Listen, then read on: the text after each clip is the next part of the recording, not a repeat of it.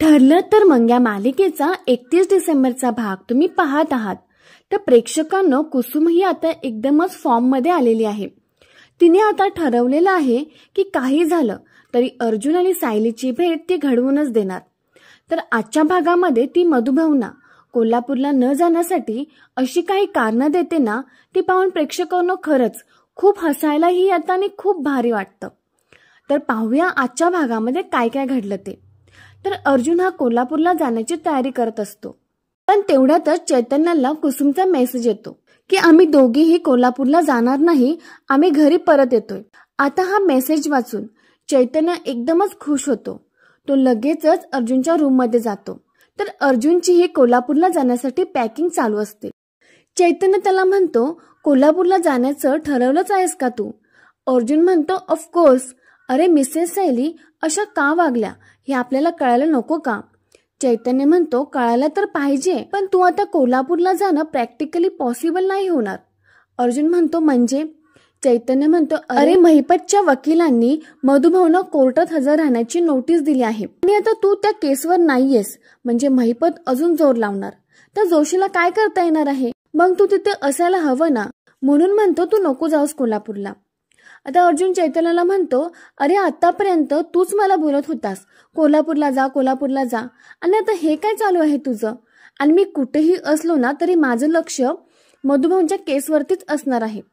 चैतन्याला अर्जुनला सांगायचं नसतं की सायली ही कोल्हापूरला गेली नाही, कारण की जर अर्जुनला समजलं असतं तर अर्जुन लगेचच मधुभावच्या घरी सायलीला भेटायला गेला असता, हे चैतन्याला माहिती असतं.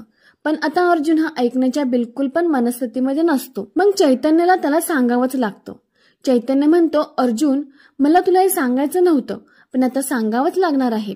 ते सायली वहिनी आणि कुसुमताई कोल्हापूरला जाणार नाही, त्या बसमधनं उतरून घरी आल्यात. हे बघ त्यांचा मेसेज आलाय. अर्जुन आता मेसेज बघितल्यावरती खूपच खुश होतो. अर्जुन म्हणतो, मी आत्ताच्या आत्ता मिसेस सायलींच्या घरी जातो आणि त्यांना विचारतो की तुम्ही माझ्या प्रपोजलचं उत्तर का दिलं नाही. चैतन्य म्हणतो, मला हीच भीती होती, म्हणून तर मी तुला सांगत नव्हतो. अरे त्या कोल्हापूरला का गेल्या नाही त्याचं कारण आपल्याला माहिती नाहीये, आणि घरी मधुभाऊ असतील, त्यामुळे काही वेगळं नको घडायला. पण आता हा अर्जुन ऐकण्याच्या अजिबातच मनस्थितीमध्ये नसतो. तो म्हणतो, आता काही झालं तरी चालेल, मी त्यांच्या घरी जाणारच. आणि तेवढ्यातच चैतन्याला कुसुमताईंचा मेसेज येतो. चैतन्य म्हणतो, अर्जुन थांब, कुसुमताईंचा मेसेज आलाय बघ. चैतन्य मेसेज वाचतो. त्या मेसेजमध्ये लिहिलेलं असतं की अर्जुनला सांगा की आत्ताच सायलीला भेटायला घरी येऊ नकोस, घरी मधुभाऊ असतील, आपण नंतर बोलूयात. आता हा मेसेज वाचल्यावरती अर्जुनचा मूड आता खराब झालेला असतो. तो म्हणतो, इट्स ओके, मी वाट बघतोय. आता इकडे घरी मधुभाऊ विचार करत असतात की मला कोर्टात परत का बोलवलं असेल. मधुभाऊ हे थोडेसे टेन्शनमध्ये आलेले असतात. नंतर ते स्वतःशीच म्हणतात की जाऊ दे, जास्त विचार न केलेलाच बरा, जोशी वकीलच काय ते बघून घेतील. आणि तेवढ्यातच घराचा दरवाजा वाजतो. मधुभाऊ दरवाजा उघडतात तर समोर कुसुम आणि सायली या दोघेही उभ्या असतात. मधुभाऊ त्यांना बघून एकदम शॉक होतात. मधुभाऊ म्हणतात, अरे तुम्ही दोघी परत कशा काय आलात?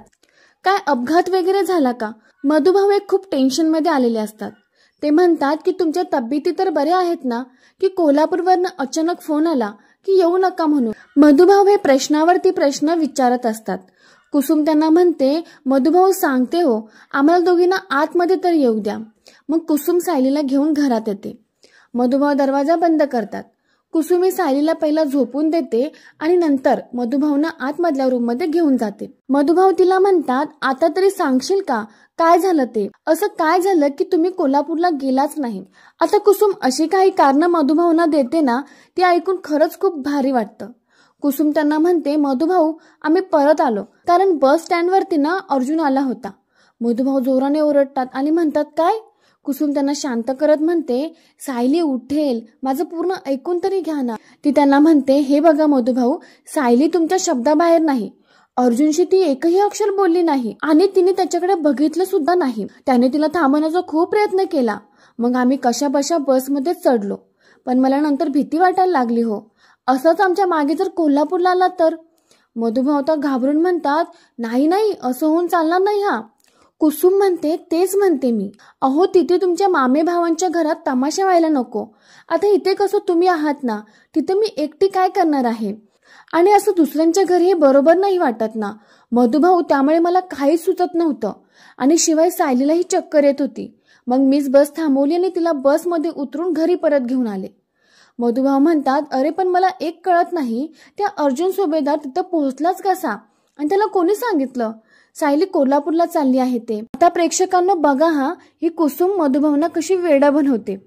तर ती म्हणते की अर्जुन वकील आहे ना.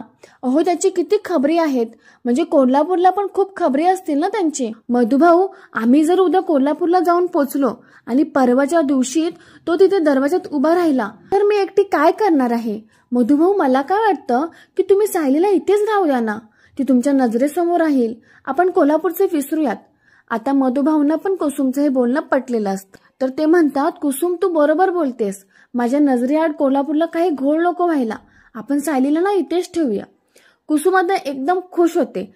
मग आता मधुभाऊ सायलीला तिथेच ठेवण्यासाठी तयार झालेले असतात.